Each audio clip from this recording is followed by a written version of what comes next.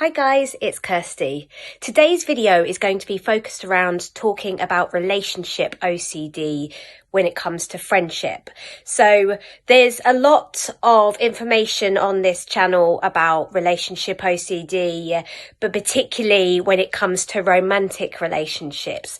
But actually, relationship OCD can latch on with any relationship in our life. It could be a romantic partner, it could be a parent, a sibling, a good friend, a child, even a pet perhaps. So this video is going to be focused specifically around obsessions when it comes to friendship. So relationship OCD with friendships. But before I go into that, I would like to ask, please do subscribe by clicking on the subscribe button below in order to stay up to date with new videos as they're released. If this video is helpful for you and you enjoyed it, please do give it a like.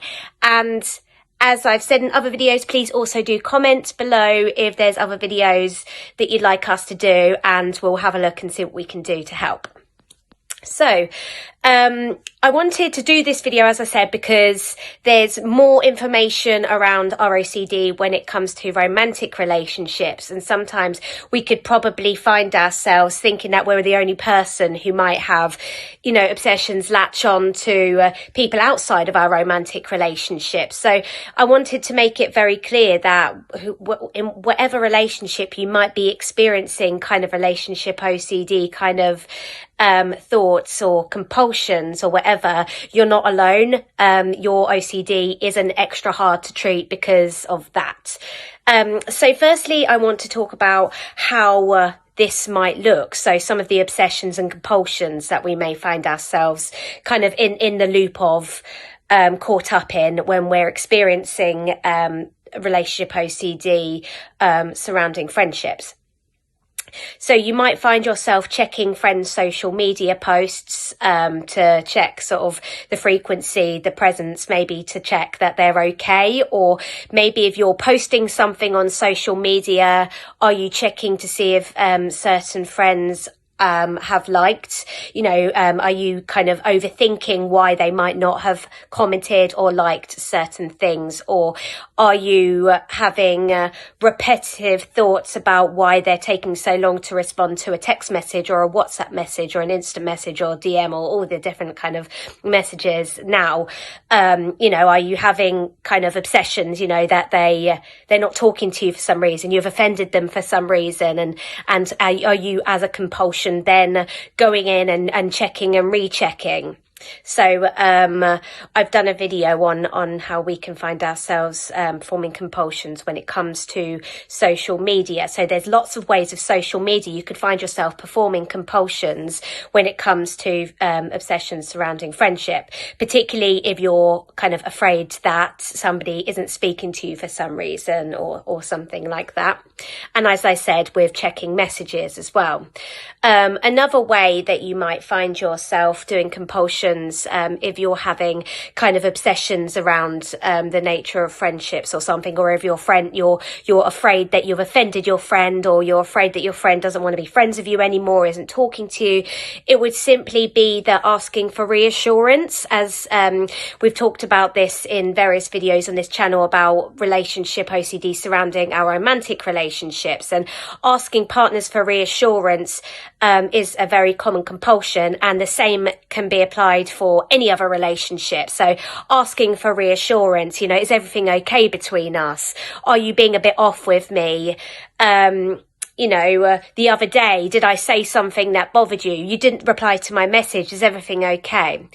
Or it might be if you're having thoughts about, maybe thoughts towards your friends that might seem to you unkind or something like that. So you might have critical thoughts repeating over and over about your friends that you're finding distressing. So another way that you might find yourself performing compulsions here is by confessing.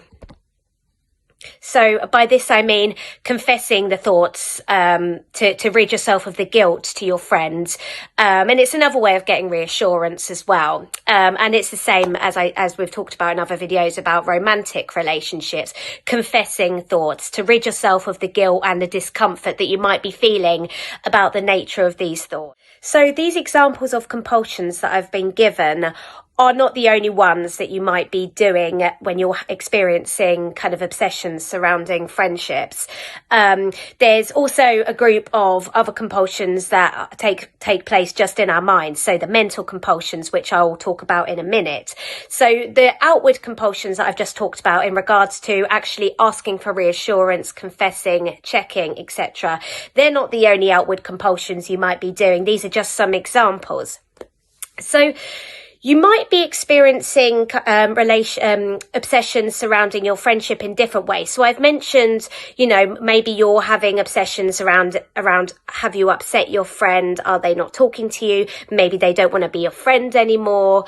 And those kinds of ones. And those are the kind of ones that you might find yourself, like, as I said, doing the checking of, social media messaging, asking for reassurance, etc. But then you also might be having obsessions surrounding do I want to be friends with this person anymore? Do I find them annoying? Like almost kind of critical kind of thoughts that you might be experiencing about this person generally, or about whether or not it's a good friendship match generally. So the same way as we might do about romantic partner, analysing, maybe having urges to analyse the rightness of a romantic relationship, you may actually be experiencing similar things in terms of your friendship as well. So you might be having kind of intrusive thoughts around, maybe this friendship's run its course. We don't have enough in common anymore. I don't find them very funny anymore. Actually, are they a bit annoying? And in response to that, this is where you might find yourself kind of going into the more mental compulsions. So the kind of mental analysis, trying to work out, do I really think these things and feel these things, or are they intrusive thoughts? So you might be analysing certain interactions that you've had with this friend to think, did I have a good time or did I not? Did they annoy me or something like that? So the more you're doing this, of course, the more you're feeding into the OCD cycle, so the more you're keeping the obsessions digging in further. You may also be doing some mental checking here about how you feel. You might be checking if you actually care about this person anymore. The way we have talked about on various videos on this channel with relationship OCD surrounding a romantic relationship, we find ourselves kind of checking for feelings of love or feelings of attraction. So you might be doing the equivalent of this when it comes to friendships. So, you might be checking yourself for feelings of connection. Do I still feel connected to this person? Or checking yourself to see if you care about what they're talking about. And of course, the more you're doing this, unfortunately, the more you're reaching in to try and feel something to check, the more you're feeding into the doubt and more you're likely to come up with nothing. It's like, as we talk about in various videos on this channel, giving the example of, you can't make yourself jump and you can't tickle yourself because you know it's coming. And the same is for these feelings of connection or, interest in what somebody's saying and things like that. You can find yourself coming up short because you're so desperately trying to check. So when it comes to whatever, obsessions you might be having, whatever the nature of the intrusive thought you might be having, whether it's that they don't like you anymore or afraid, what if I don't like them anymore, for various things, as with relationship OCD and other OCD themes, it might be that there's irrational beliefs at play here. It might be that you perhaps have beliefs around the level of connection that you're demanding to feel from your friendships at all times. When we talk about relationship OCD, we'll quite often look at, are we holding any irrational and unrealistic beliefs around love? That, for example, I must feel love with my romantic partner at all times, otherwise it's awful and I couldn't stand it and I must end the relationship. You might actually be holding on to similar beliefs around friendships. Like, for example, I must always feel strongly connected to my friends, otherwise it's not a proper friendship and I need to make new friends, or I must never feel annoyed with my friends. So it's useful to examine, are we sort of holding on to these irrational beliefs that, I must not, or I should not, or I should always get on perfectly in all of my friendships. So it's good to look at these irrational beliefs and start to pick them apart. Is it really true that you must feel fully connected to people in your life at all times? you know, it's impossible to maintain full levels of connection at all times. You might be feeling extra tired. You might be in a really bad mood. Your friend might be in a really bad mood, which they're allowed to be, and they might be having an off day as well. So, you know, start examining whether or not these beliefs that you might be holding on to about, you know, how you should feel in friendships and things like that. Examine whether or not they're very, you know, they're flexible enough, and if they're actually realistic. And as I said, look for the shoulds and musts. We have videos on this channel that talk about how we can start to identify irrational beliefs and how we can start disputing them and changing them into more flexible beliefs, getting rid of shoulds and musts and making it a preference. And when you do this, as we discuss in these videos, when you're not demanding that things must be a certain way, you start to bring down the negative emotions that you may experience as a response to certain external stimuli.